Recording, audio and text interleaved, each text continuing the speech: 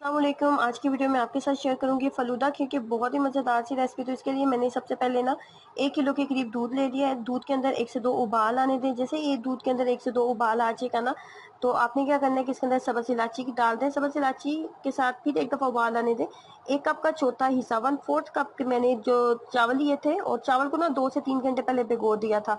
उसके बाद उनको सिंपल ग्राइंड करके इसके अंदर ऐड कर दिया। ये चीनी ऐड कर रही हूँ मैंने अपने टेस्ट के अकॉर्डिंग ऐड किया, आप अपने टेस्ट के अकॉर्डिंग ऐड कर लें। उसके बाद रंगीन सेवइयाँ इसके अंदर जाएंगी। जितनी चावल की मिकदार ली थी ना 1/4 कप, इतनी ही सेवइयों की मिकदार ली थी। और सेवइयों को ना, रंगीन सेवइयों को दूध के अंदर ऐड करने से पहले इसको पहले आपने 1 घंटा पहले भिगो के रखना बहुत ज़रूरी है, वरना ये दूध को बहुत ज़्यादा जो है थिक कर देंगी। दूध बहुत ज़्यादा अपने अंदर जज़ब कर लेंगे और इतनी अच्छा आपको इसके साथ खीर आपकी तैयार नहीं होगी। उसके बाद ड्राई नट्स वगैरह इसके अंदर ऐड करेंगे और फाइनली जैसे थिकनेस इसके अंदर आएगी ना, तो फ़लूदा खीर हो जाएगी तैयार। ट्राई कीजिएगा, अपना एक्सपीरियंस शेयर करें।